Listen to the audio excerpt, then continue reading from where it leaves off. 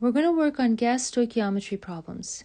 Gas stoichiometry is the quantitative relationship between reactants and products in a chemical reaction with reactions that produce gases. So we're going to treat our gas stoichiometry problems the way we would treat any other stoichiometry problem. We have to start off with a balanced chemical equation because the coefficients in that balanced chemical equation will set us up for the proper proportions. With the proper proportions, we can convert grams of any molecule to moles of any molecule. Once we have the moles of that particular gas, we can use the ideal gas law, which is PV equals nRT, where P is pressure, V is volume, R is our gas constant, T is temperature, and N is the number of moles of that particular gas. P, V, and T have to be in the correct units that the gas constant that we're using suggests, so that all of our units cancel out. Let's see an example. Suppose 35 liters of N2 are produced by this reaction at a temperature of 11 degrees Celsius and pressure of 1 atmosphere. Calculate the mass of NaN3 that must have reacted. So we have a chemical equation, but we have to take the time to balance this out. So the coefficients are 2 to 2 to 3. I also like to put some information underneath my chemical equation just so I have some direction. We have 35 liters of N2, so I go ahead and put that in. And they're asking us to solve for the mass, which is grams of NaN3. I also want to make sure I have a given table.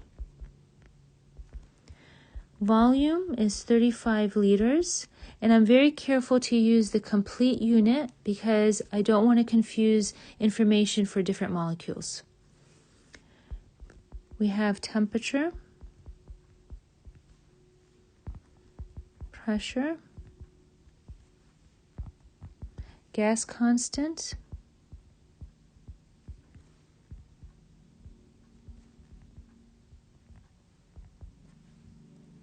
and we're asked to solve for mass of NaN3. The gas constant will remind me what units I need. So pressure, it seems to be in the correct units. Temperature, however, is in Celsius. So I want to convert my Celsius to my Kelvin by adding 273. Once I have all my units, I can go ahead and use my my ideal gas law.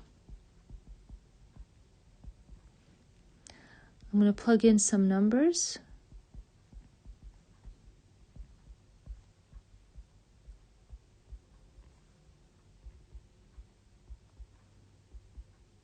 And I'm going to solve for N.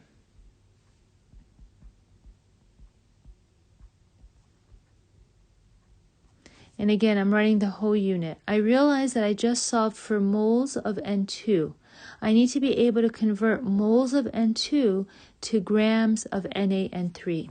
So I want to give myself a roadmap.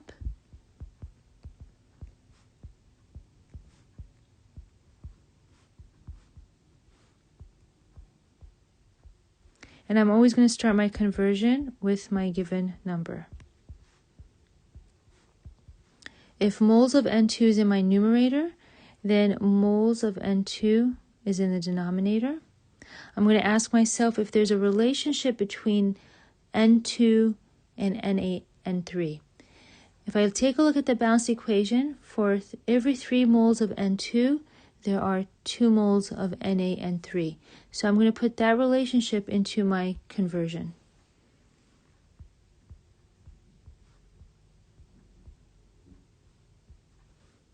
Moles of NaN3 is in the numerator, so moles of NaN3 in the denominator.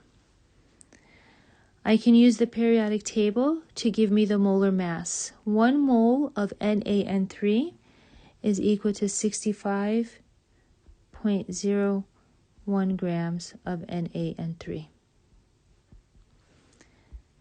Moles of N2 cancel out. moles of NaN3 cancel out, and I'm left with grams of NaN3. Final answer is 65.1 grams of NaN3. Let's take a look at another example. If 5 grams of C6H6 are consumed in this reaction, how many liters of water can be formed? This reaction takes place at a pressure of 745 millimeters of mercury and a temperature of 31 degrees Celsius. I have a chemical equation, but it's not balanced. So I'm going to go ahead and balance that out.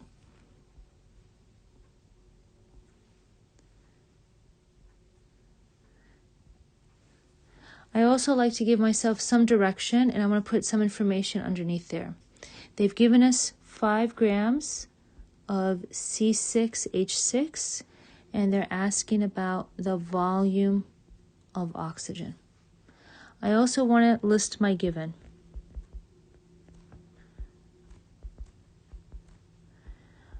I want to make sure I list the whole unit, 5 grams of C6H6. They're asking for volume of O2. I have temperature. I have pressure. And I have my gas constant.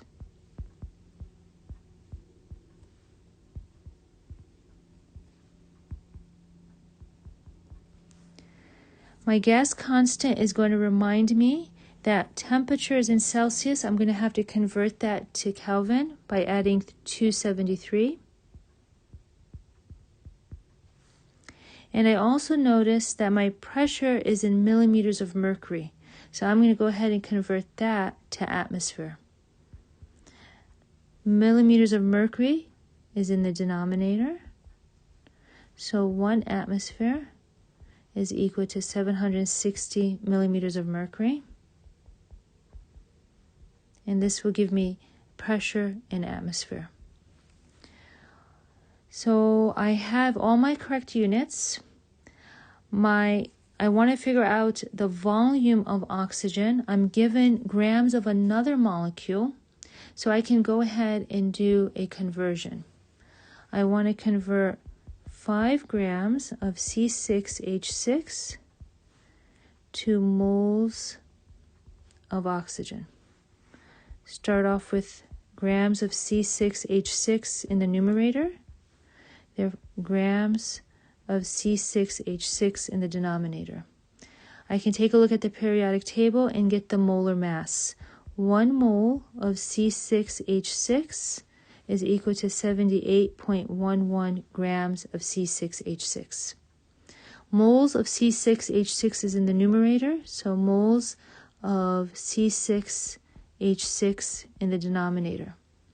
Is there a relationship between moles of C6H6 and moles of O2? Let's take a look at the balanced equation. For every 2 moles of C6H6, there are 15 moles of O2. So I want to put that relationship into this conversion.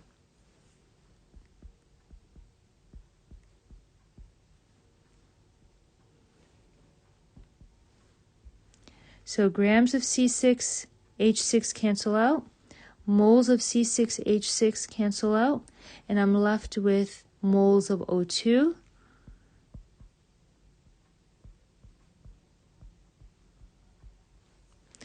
So now that I have the moles of O2 and I have the pressure of this reaction and the temperature and I have the gas constant, I can go ahead and use the ideal gas law. PV equals nRT.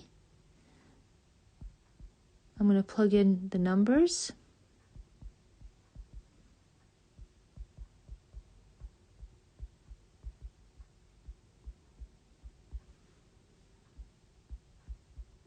And I can go ahead and solve for V. V equals 12.2 liters of oxygen. Final answer. Good luck and keep practicing.